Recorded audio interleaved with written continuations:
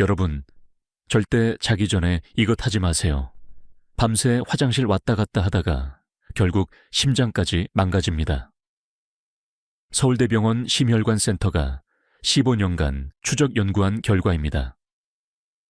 밤에 2번 이상 깨서 화장실 가시는 분, 심장병 위험이 2배 높았습니다. 10명 중 7명이 그랬습니다. 그런데 더 충격적인 사실이 있습니다.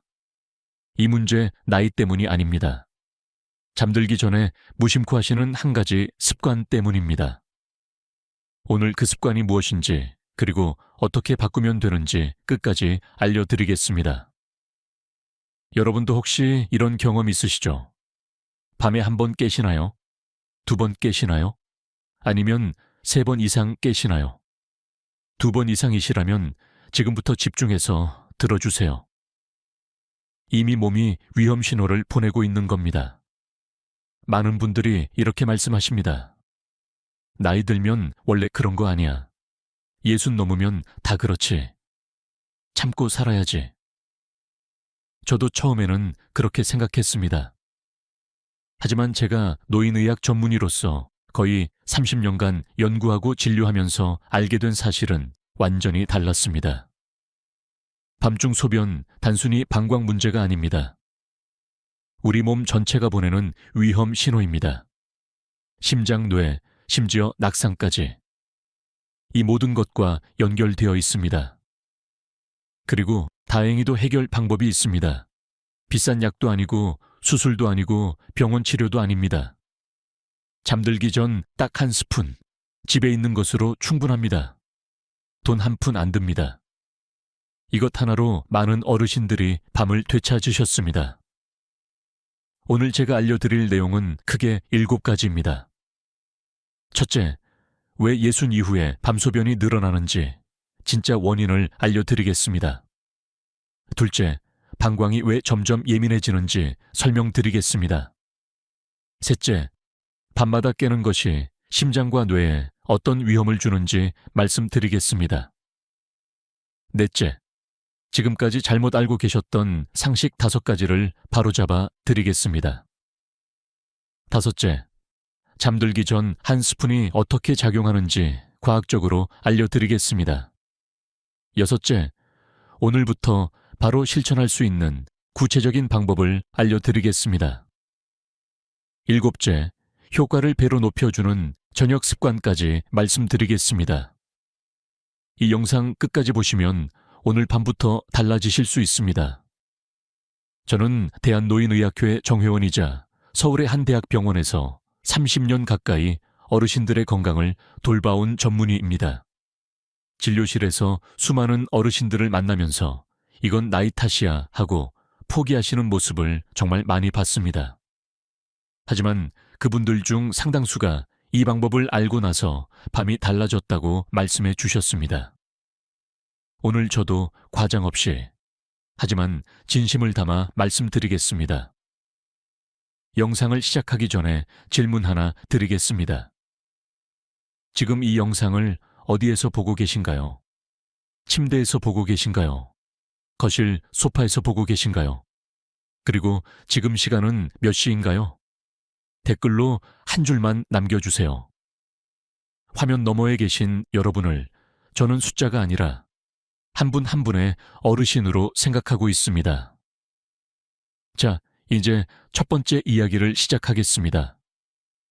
왜 60이 넘으면 밤에 자주 깨게 되는지입니다. 여러분, 혹시 이런 생각해 보신 적 있으세요? 젊었을 때는 밤새 푹 잤는데 언제부터 이렇게 됐지? 많은 분들이 방광이 약해졌기 때문이라고 생각하십니다. 친구분들한테 물어봐도 다 그렇다고 하시니까요. 모임에 가면 화장실 이야기가 빠지지 않으시죠? 나 요즘 밤에 3번은 깨. 나도 그래. 아이, 원래 그런 거 아니야?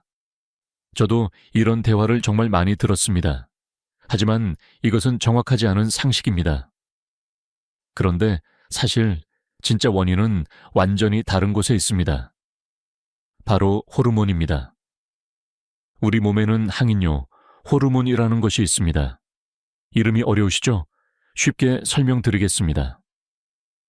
이 호르몬은 밤이 되면 신장에게 이런 명령을 내립니다.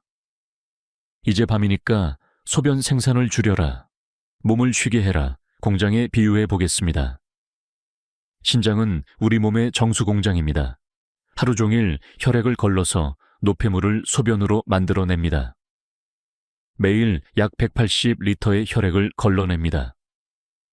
정말 쉬지 않고 일하는 공장입니다. 젊었을 때는 어떨까요?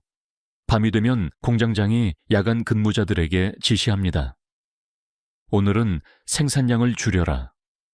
밤에는 쉬어도 된다. 그래서 같은 양의 물을 마셔도 밤에는 소변이 거의 만들어지지 않습니다.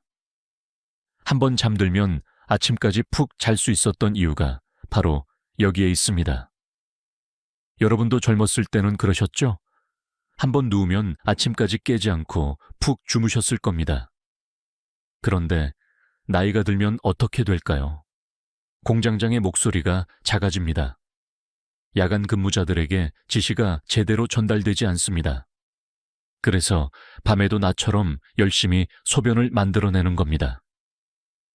대한노인의학회 자료에 따르면 60세 이후부터 이 호르몬의 야간 분비량이 눈에 띄게 감소하기 시작합니다.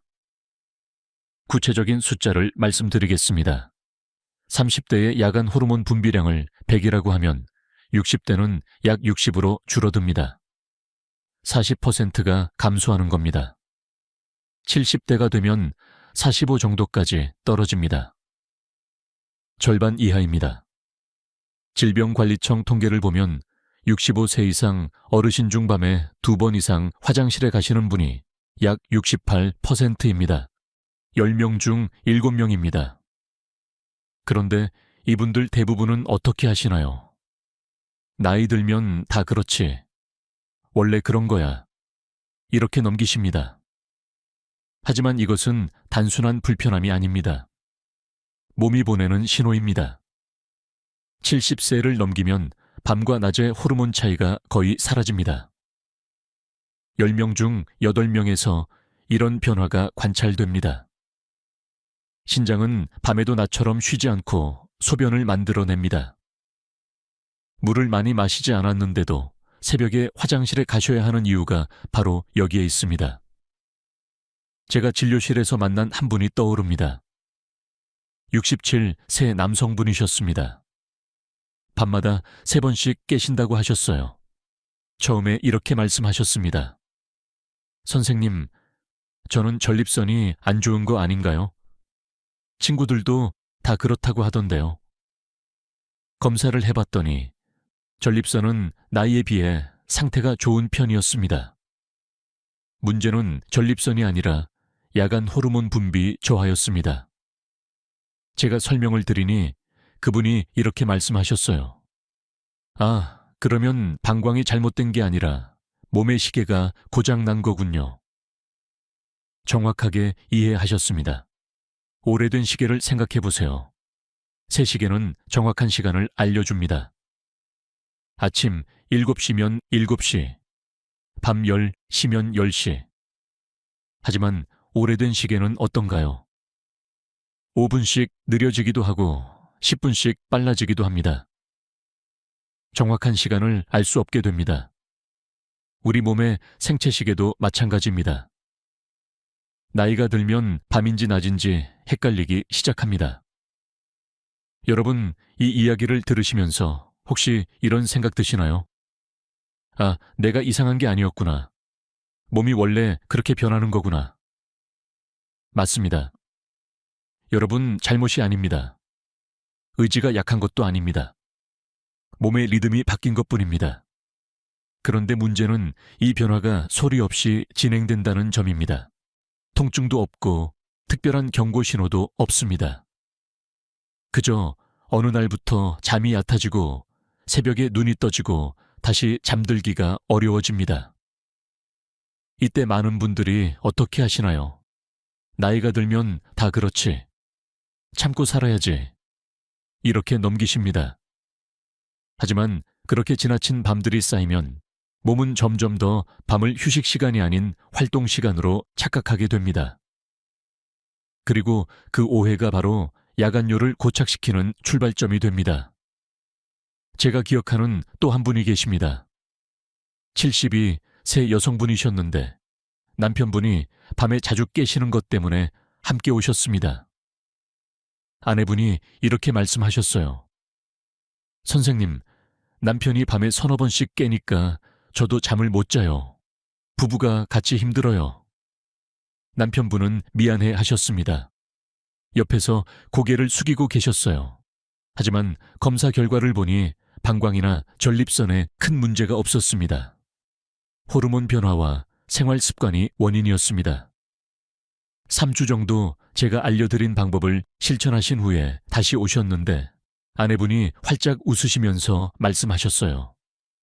선생님, 이제 저도 잠을 자요. 남편도 한두 번밖에 안 깨요. 그 모습을 보면서 저는 생각했습니다. 밤소변은 한 사람만의 문제가 아니구나. 가족 전체의 삶의 질과 연결되어 있구나.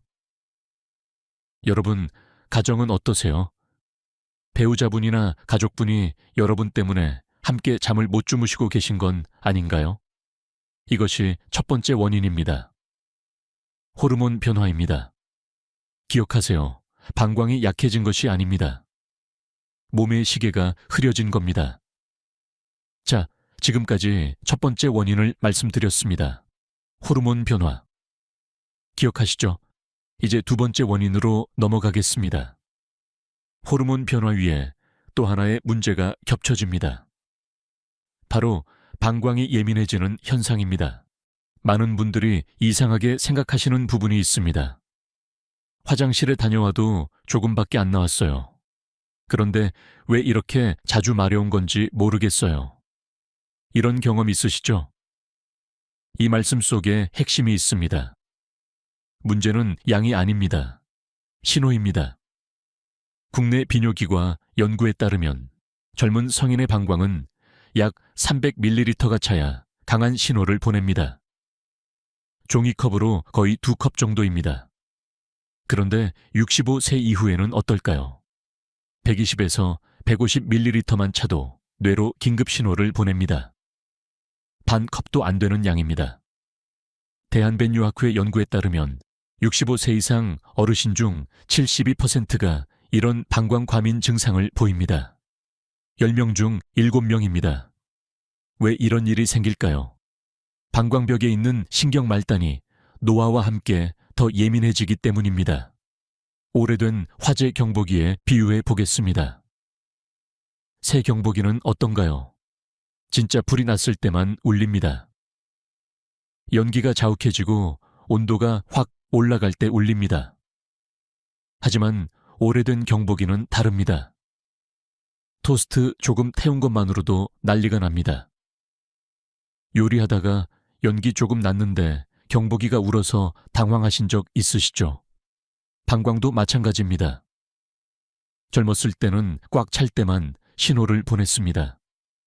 하지만 나이 들면 조금만 차도 난리를 칩니다.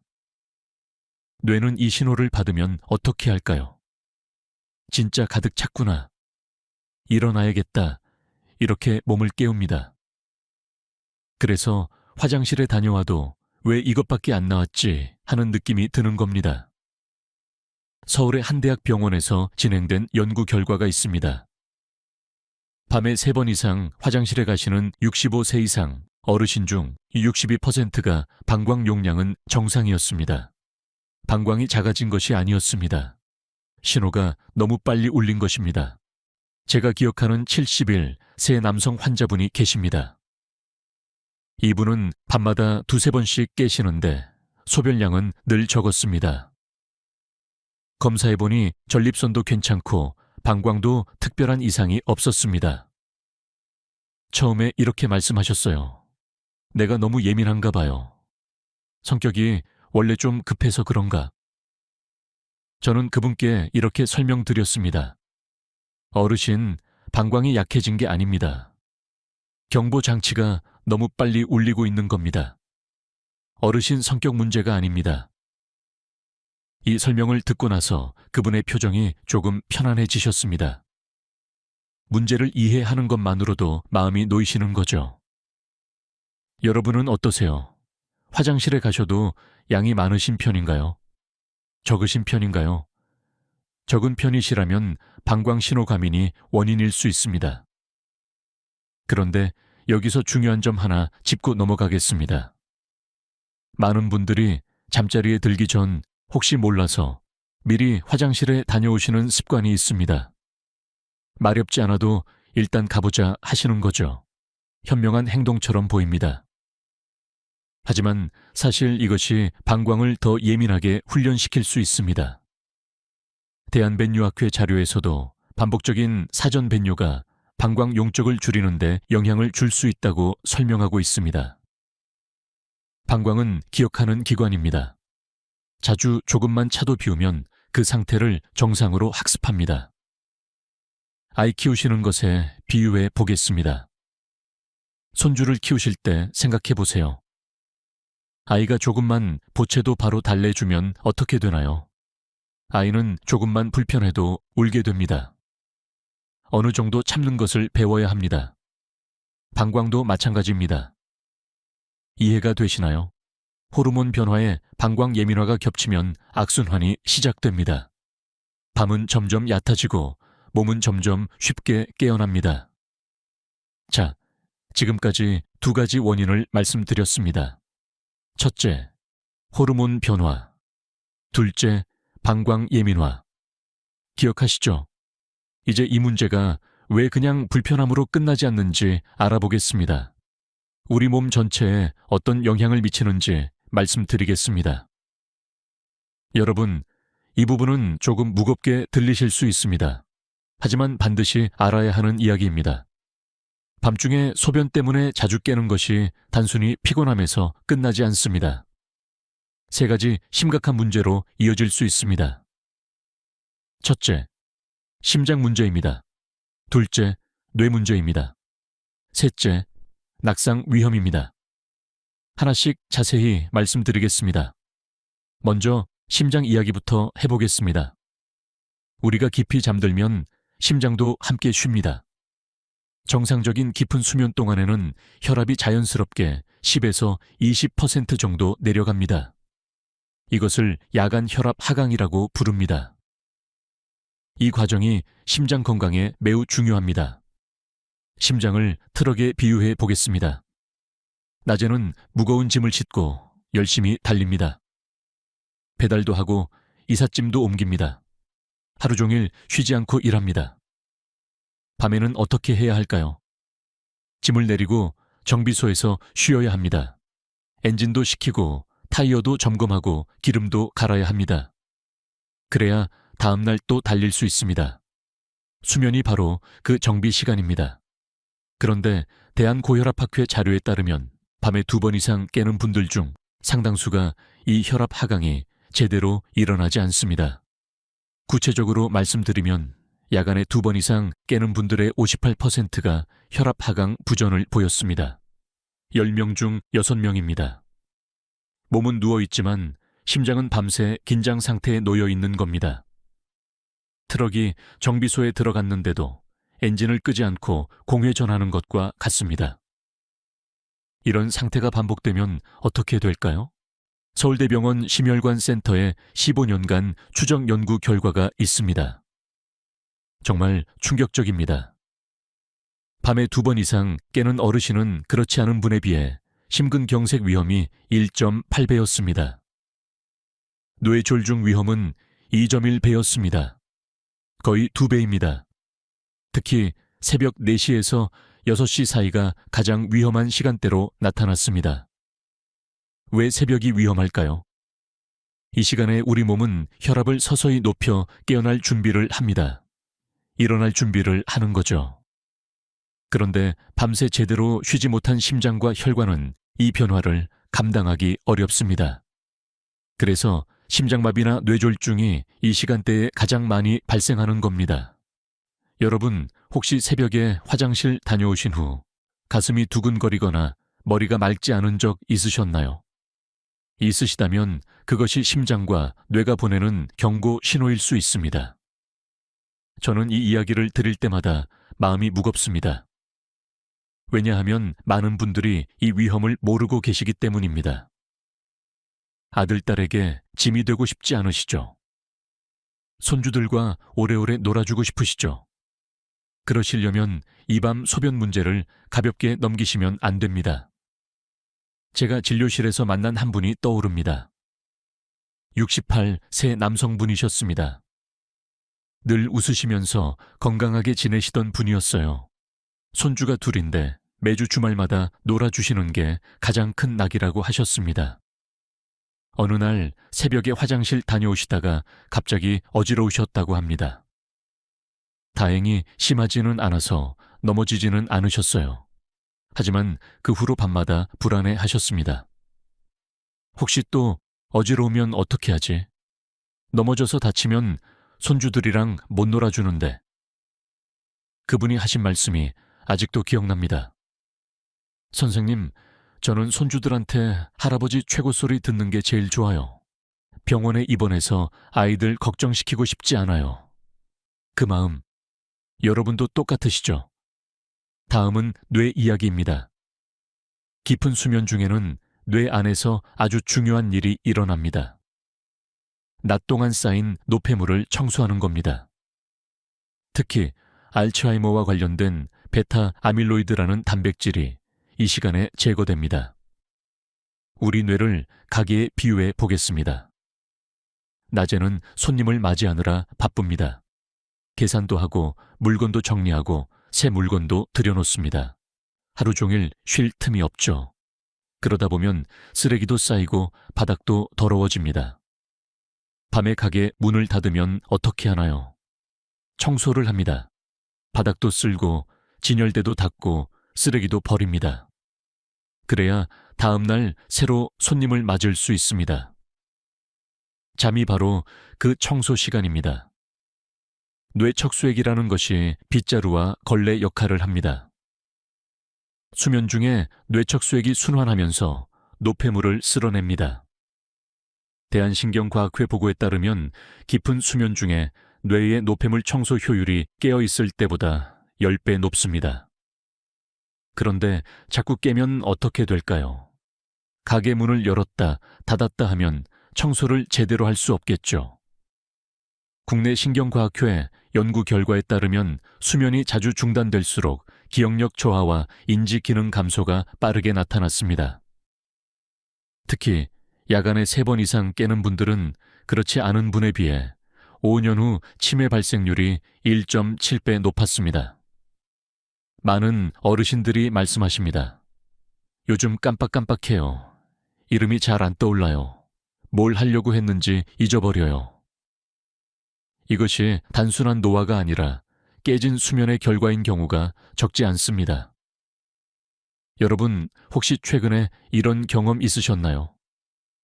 냉장고 앞에 가서 뭘 꺼내려고 했는지 잊어버리신 적 있으세요?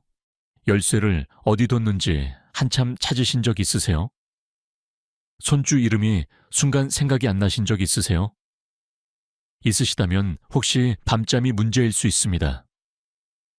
저도 환자분들께 이 이야기를 드리면 많은 분들이 깜짝 놀라십니다. 아니, 밤에 화장실 가는 것이랑 기억력이랑 무슨 상관이에요? 이런 질문을 자주 받습니다. 상관이 있습니다. 아주 깊은 상관이 있습니다. 수면은 뇌의 청소 시간입니다. 이 시간이 계속 방해받으면 뇌에 노폐물이 쌓입니다. 그 노폐물이 바로 치매와 관련이 있습니다. 여러분은 혹시 주변에 치매에 걸리신 분을 보신 적 있으세요? 저는 진료실에서 정말 많이 봅니다. 그리고 그 가족들의 고통도 함께 봅니다. 치매는 본인만의 고통이 아닙니다. 가족 전체가 함께 힘들어집니다. 자식들이 일을 그만두고 간병해야 합니다. 손주들이 할아버지 할머니를 몰라보게 됩니다. 이 슬픈 이야기를 막을 수 있는 가장 기본적인 방법 중 하나가 바로 좋은 수면입니다. 밤에 자주 깨지 않는 것입니다. 마지막으로 낙상 이야기입니다. 가장 현실적인 위험입니다. 아직 잠에서 완전히 깨어나지 않은 상태에서 어두운 집안을 걷는 것은 젊은 사람에게도 위험합니다. 하지만 관절과 시력이 약해진 어르신에게는 훨씬 더 치명적입니다. 보건복지부 통계에 따르면 65세 이상 어르신의 고관절 골절 중 약 45%가 밤이나 새벽 시간대에 화장실로 이동하다가 발생합니다. 거의 절반입니다. 한 번의 낙상이 어떤 결과를 가져올 수 있을까요? 고관절 골절의 경우 수술 3개월 이상의 입원, 6개월 이상의 재활이 필요합니다. 그리고 안타깝게도 고관절 골절 후 1년 내 사망률이 20%에 달합니다. 5명 중 1명입니다. 제가 잊지 못하는 한 분이 계십니다. 서울에 사시던 69세 여성분이셨습니다. 평소에는 매우 활동적이고 혼자 생활도 잘하시던 분이었습니다. 손주들과 공원에도 자주 가시고 친구분들과 여행도 다니셨습니다. 어느 날 새벽 화장실로 가시다가 미끄러지셨습니다. 고관절을 다치셨습니다. 수술과 긴 재활 기간을 거쳤습니다. 회복 후 진료실에서 그분이 이렇게 말씀하셨습니다. 선생님, 그냥 한번 화장실 가려다 이렇게 될 줄은 몰랐어요. 이제 손주들이랑 놀아주기도 힘들어요. 그 말 속에는 신체적인 고통보다도 자신감이 무너진 마음의 상처가 더 크게 느껴졌습니다. 더 안타까운 것은 그분의 가족들이었습니다.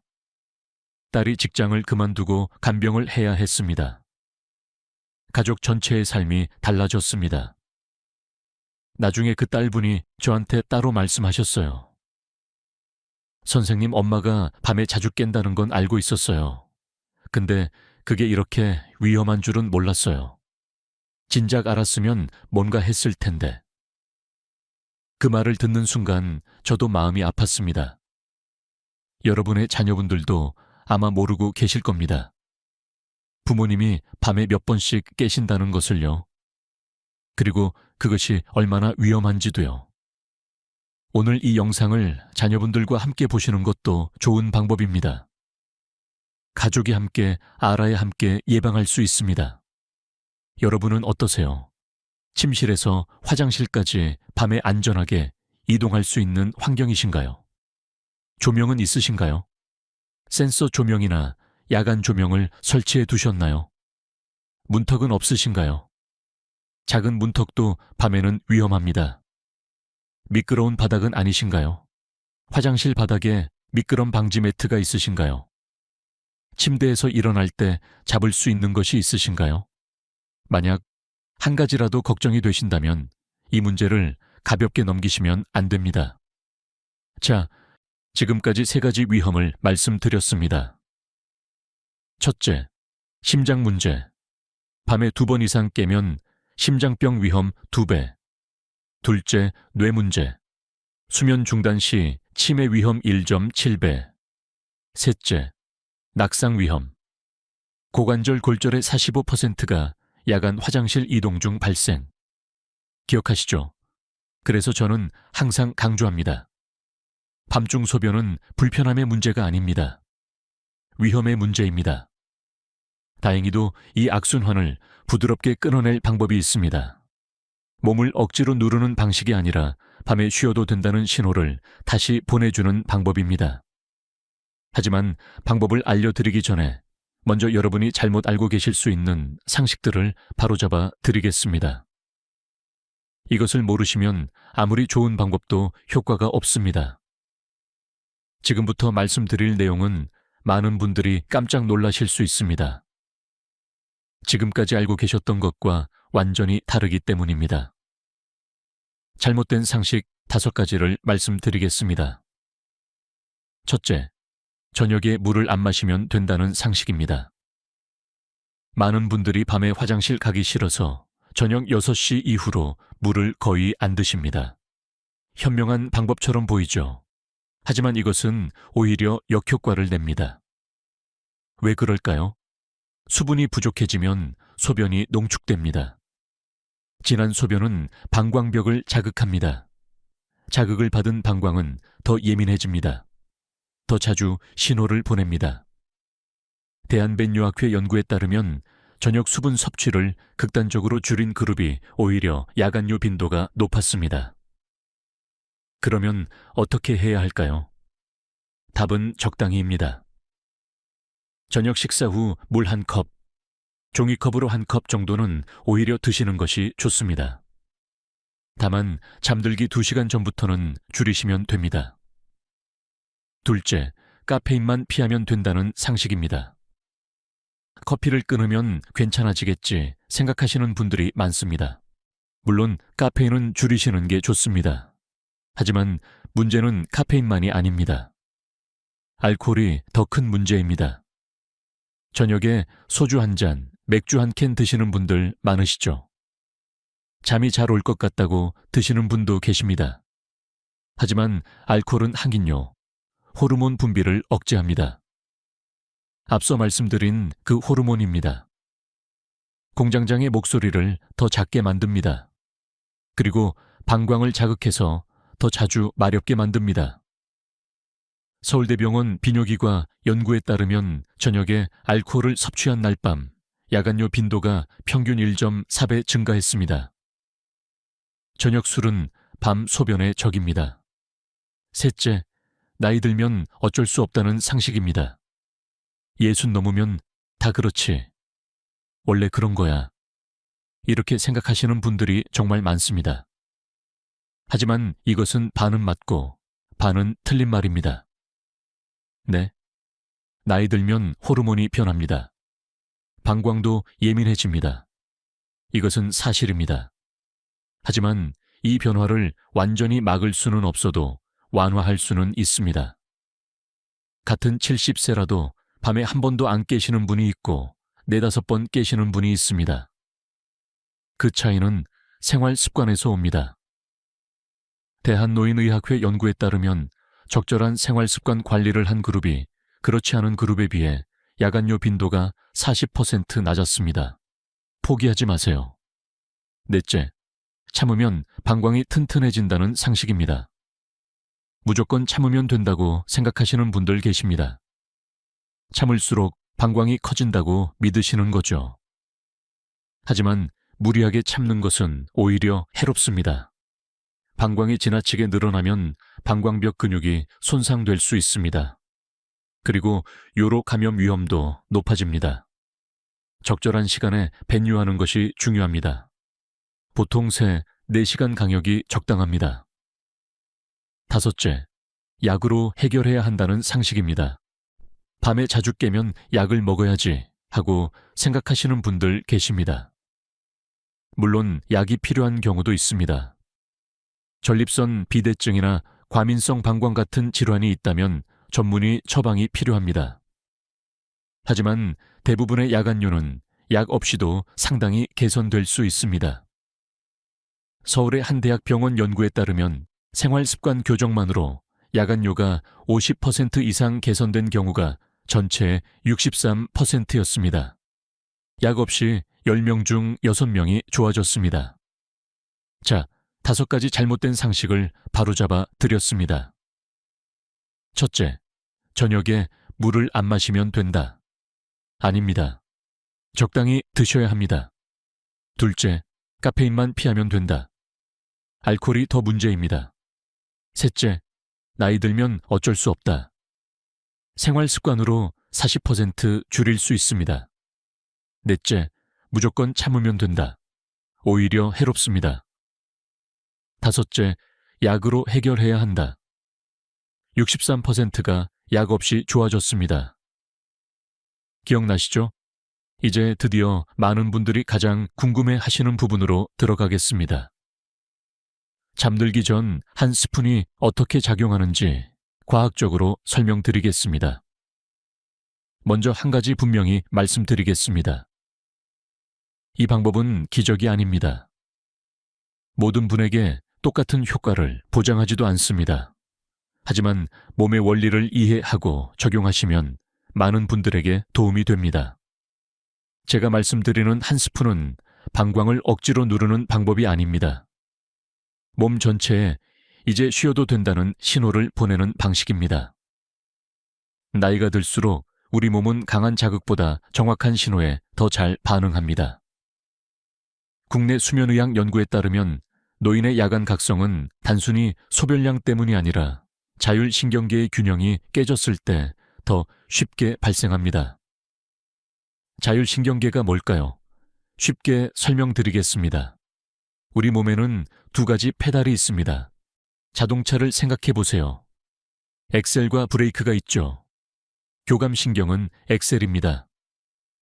몸을 긴장시키고 움직이게 합니다. 낮에 활동할 때 작동합니다. 부교감신경은 브레이크입니다. 몸을 이완시키고 쉬게 합니다. 밤에 잠잘 때 작동합니다. 젊었을 때는 낮에는 엑셀, 밤에는 브레이크. 이 전환이 깔끔하게 이루어집니다. 하지만 나이 들면 어떻게 될까요? 페달이 뻑뻑해집니다. 엑셀에서 브레이크로 바꾸려는데 잘 안 바뀝니다. 몸은 누워있는데 마음은 아직 낮 모드입니다. 이때 방광의 작은 신호도 크게 증폭되어 뇌를 깨웁니다. 제가 말씀드리는 한 스푼은 바로 이 전환을 부드럽게 돕는 역할을 합니다. 여러분, 지금까지 설명을 들으시면서 어떠셨어요? 아, 그래서 밤에 자꾸 깨는 거구나. 몸의 스위치가 안 바뀌는 거구나. 이해가 되셨죠? 문제를 이해하면 해결책도 명확해집니다. 자율신경 전환을 돕는 것, 이것이 핵심입니다. 그래서 저는 수면제를 권하지 않습니다. 수면제는 뇌를 강제로 끄는 것입니다. 자연스러운 전환이 아닙니다. 그리고 노인분들에게는 부작용도 많습니다. 낙상 위험이 오히려 높아질 수 있습니다. 대한수면학회에서도 고령자에게 수면제 장기 복용은 권하지 않습니다. 저는 몸의 자연스러운 리듬을 회복시키는 방법을 권합니다. 그것이 바로 오늘 말씀드리는 한 스푼입니다. 구체적으로 어떻게 작용할까요? 세 가지 메커니즘이 있습니다.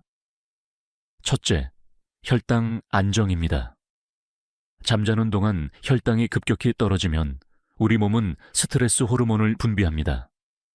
코티솔이라는 호르몬입니다. 이 호르몬이 분비되면 몸이 각성 상태로 바뀝니다. 그리고 방광 자극도 함께 증가합니다.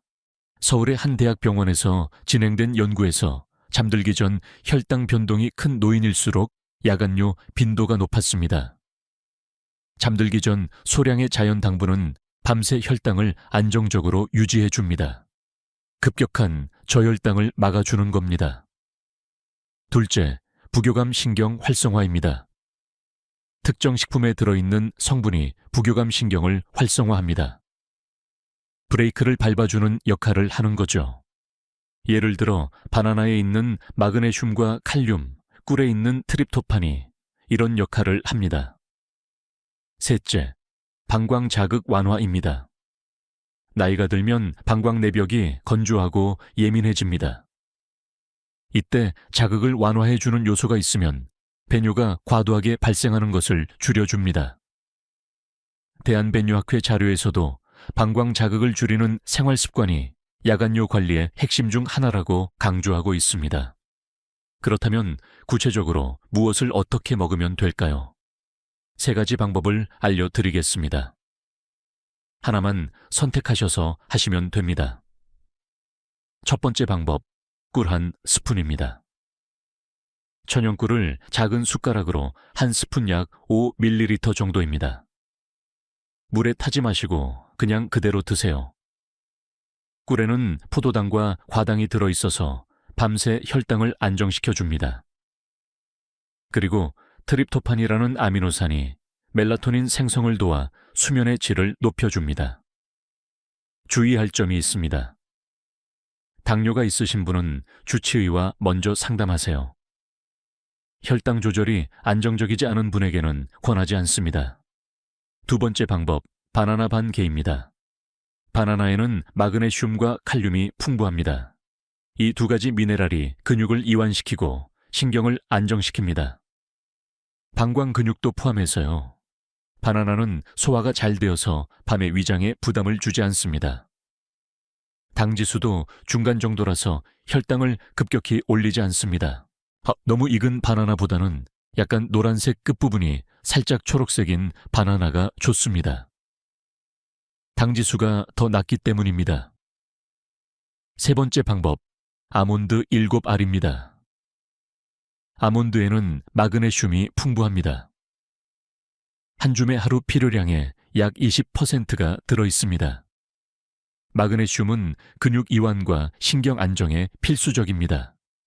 그리고 건강한 지방과 단백질이 들어있어서 밤새 혈당을 천천히 유지해줍니다.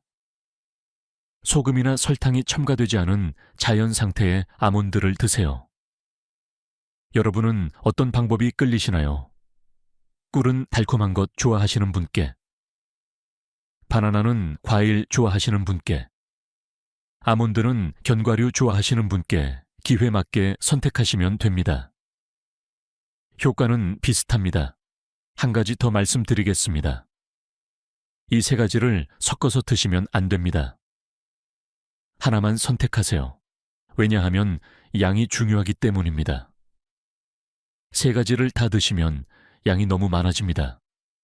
그러면 오히려 소화기관을 자극해서 밤에 깨실 수 있습니다.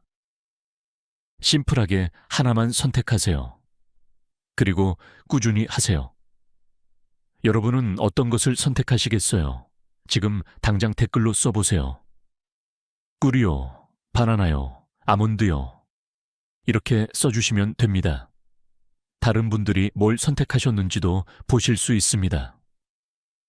제가 진료실에서 가장 많이 추천하는 것은 꿀입니다. 왜냐하면 양을 조절하기 가장 쉽기 때문입니다.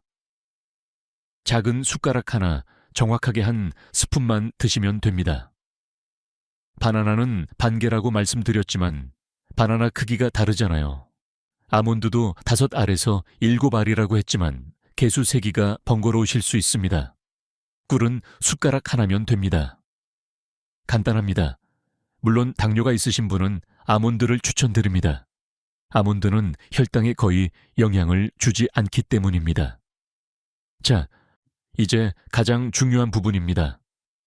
어떻게 실천해야 하는지 구체적으로 알려드리겠습니다. 6가지만 기억하세요. 첫째, 시간입니다.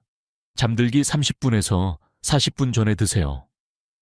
너무 이르면 효과가 분산되고 너무 늦으면 몸이 신호를 받아들이기 전에 잠자리에 들게 됩니다. 국내 수면의학 연구에서도 이 시간대가 자율신경 전환이 가장 자연스럽게 일어나는 구간이라고 설명하고 있습니다. 둘째, 양입니다. 한 스푼 이상 드시면 안 됩니다. 너무 많으면 오히려 소화기관을 자극해서 밤에 몸을 깨울 수 있습니다. 정확한 양이 중요합니다. 셋째, 물입니다. 가능하면 물과 함께 드시지 마세요.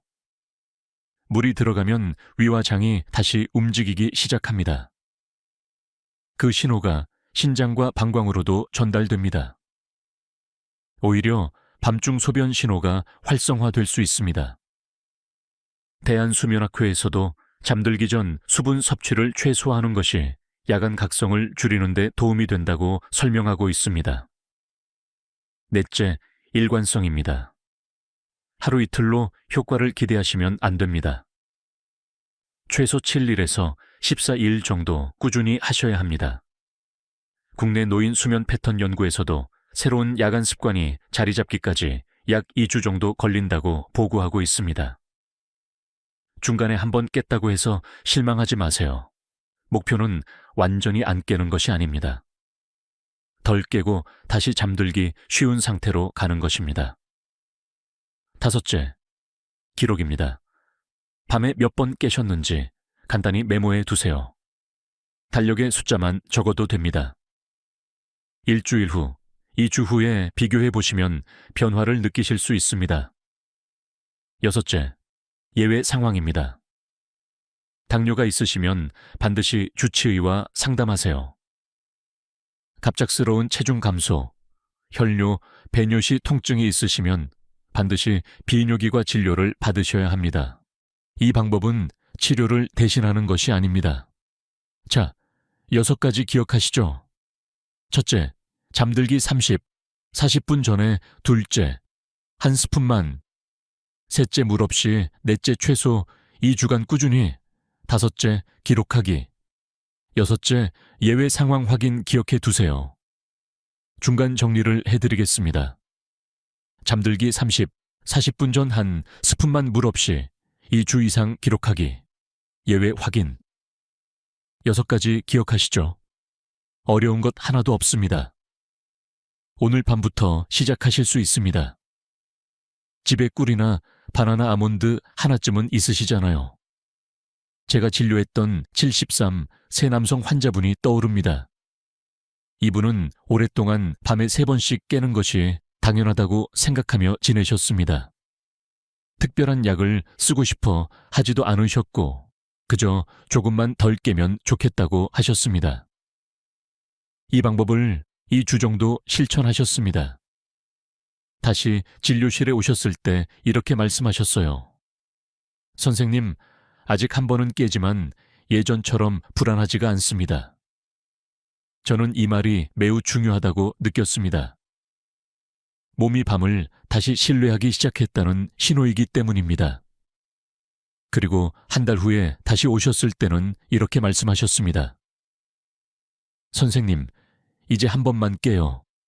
가끔은 한 번도 안 깰 때도 있어요. 아내가 좋아해요. 같이 푹 잘 수 있으니까. 그분의 표정이 정말 밝아지셨던 것이 기억납니다. 이 방법은 기적이 아닙니다. 마법의 약도 아닙니다. 하지만 나이가 들며 흐트러진 생체 리듬을 아주 작은 신호로 다시 정렬해주는 과정입니다.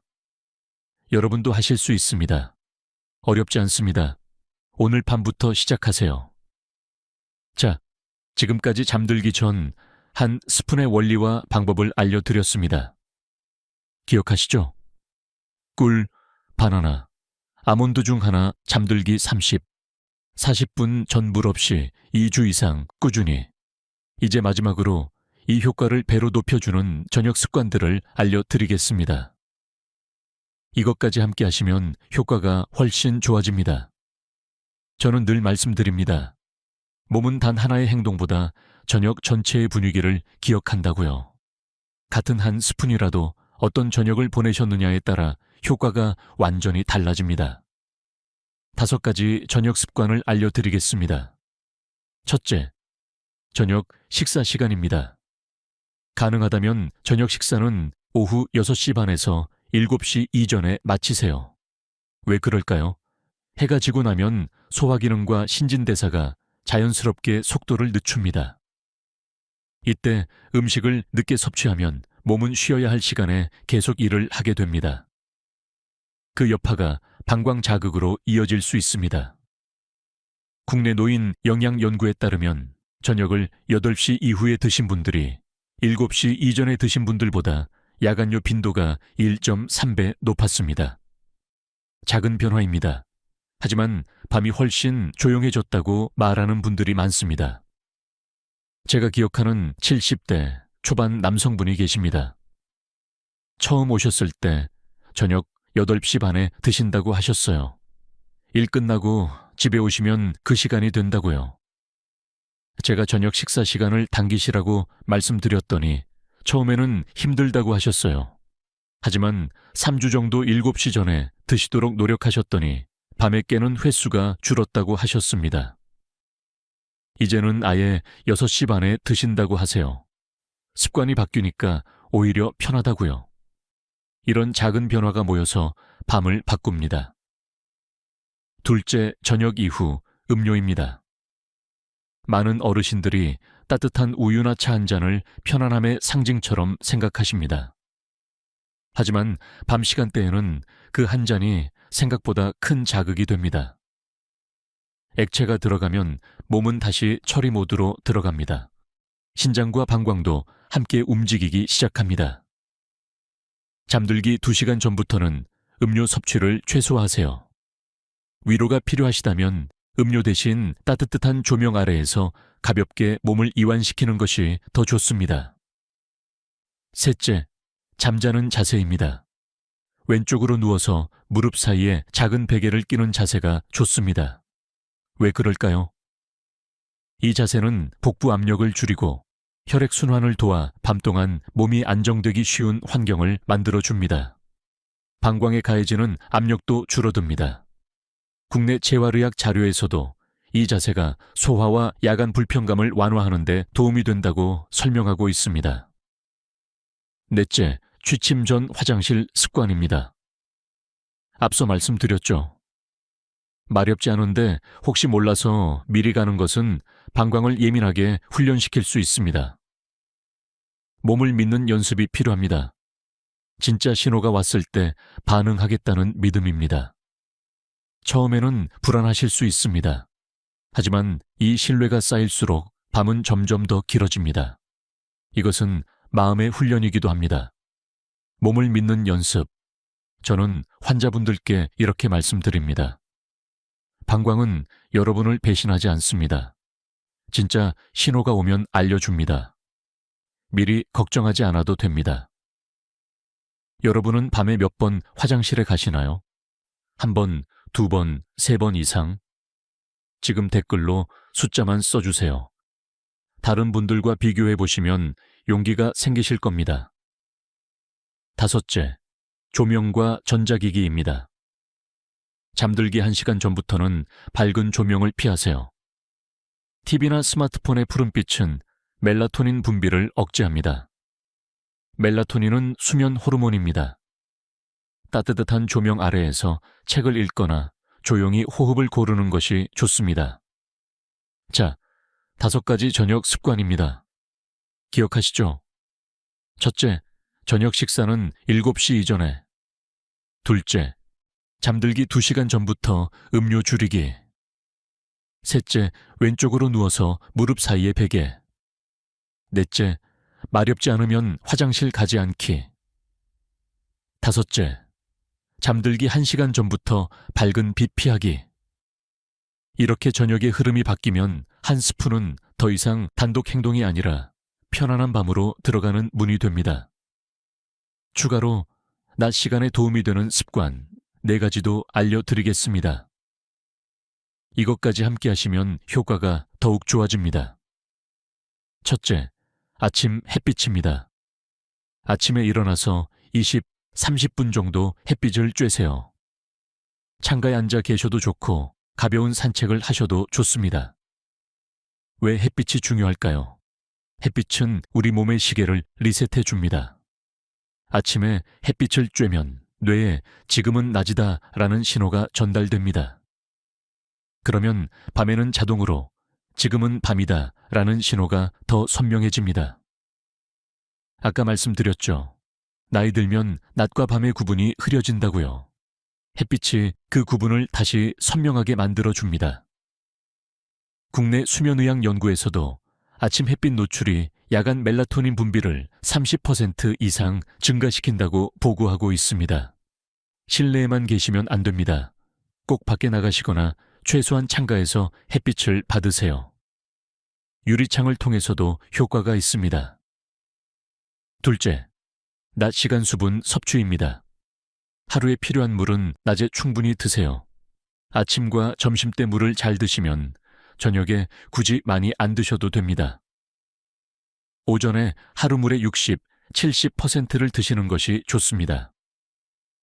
셋째, 가벼운 운동입니다. 하루 30분 걷기 운동을 하세요. 격렬한 운동은 피하시고 땀이 살짝 나는 정도면 됩니다. 운동은 자율신경의 균형을 회복시켜 줍니다. 낮에 적당히 활동하면 밤의 부교감 신경이 더 잘 활성화됩니다. 아까 자동차 비유 기억하시죠? 엑셀과 브레이크요. 낮에 엑셀을 적당히 밟아야 밤에 브레이크가 잘 듣습니다. 하루 종일 집에만 계시면 몸이 낮과 밤을 구분하기 어렵습니다. 그리고 운동은 방광 건강에도 도움이 됩니다. 대한빈뇨의학회 자료에 따르면 규칙적인 걷기 운동을 하는 그룹이 그렇지 않은 그룹에 비해 야간뇨 빈도가 25% 낮았습니다. 특히 골반 바닥 근육을 강화하는 케겔 운동이 도움이 됩니다. 케겔 운동 아시죠? 소변을 참는 것처럼 아랫배에 힘을 주는 운동입니다. 하루에 3번, 한 번에 10회씩 하시면 됩니다. 언제 어디서나 하실 수 있습니다. 앉아 계실 때, TV 보실 때 언제든 가능합니다. 다만 저녁 6시 이후에 격렬한 운동은 피하세요. 몸이 각성 상태가 되어 잠들기 어려워질 수 있습니다. 넷째, 낮잠 조절입니다. 낮잠은 20분 이내로 제한하세요. 너무 오래 주무시면 밤 수면에 영향을 줍니다. 그리고 오후 3시 이후에는 낮잠을 피하세요. 왜 20분일까요? 낮잠이 20분을 넘어가면 깊은 수면에 빠지게 됩니다. 깊은 수면에서 깨면 오히려 더 피곤해집니다. 그리고 밤에 잠들기 어려워집니다. 20분 정도의 짧은 낮잠은 오히려 좋습니다. 피로 회복에 도움이 되고 밤 수면에는 영향을 주지 않습니다. 알람을 맞춰 두세요. 20분 후에 울리도록요. 그리고 누워서 주무시지 마시고 소파나 의자에 기대어 주무세요. 그래야 너무 깊이 잠들지 않습니다. 자, 이제 오늘 말씀드린 내용을 전체적으로 정리해 드리겠습니다. 긴 영상이었지만 여기까지 함께 해주셔서 감사합니다. 오늘 우리는 7가지를 함께 살펴봤습니다. 첫째, 왜 나이 들면 밤에 자주 깨는지 알아봤습니다. 항긴요, 호르몬이 줄어들기 때문입니다. 몸의 시계가 흐려진 거죠. 둘째, 방광이 왜 예민해지는지 알아봤습니다. 경보기가 너무 빨리 울리는 겁니다. 셋째, 이것이 왜 위험한지 알아봤습니다. 심장병 위험 2배, 치매 위험 1.7배, 낙상 위험, 단순한 불편함이 아니었습니다. 넷째, 잘못된 상식 5가지를 바로잡았습니다. 저녁에 물 안 마시면 된다. 틀렸습니다. 나이 들면 어쩔 수 없다. 40% 줄일 수 있습니다. 다섯째, 잠들기 전 한 스푼이 어떻게 작용하는지 알아봤습니다. 혈당 안정, 부교감 신경 활성화, 방광 자극 완화 3가지 원리입니다.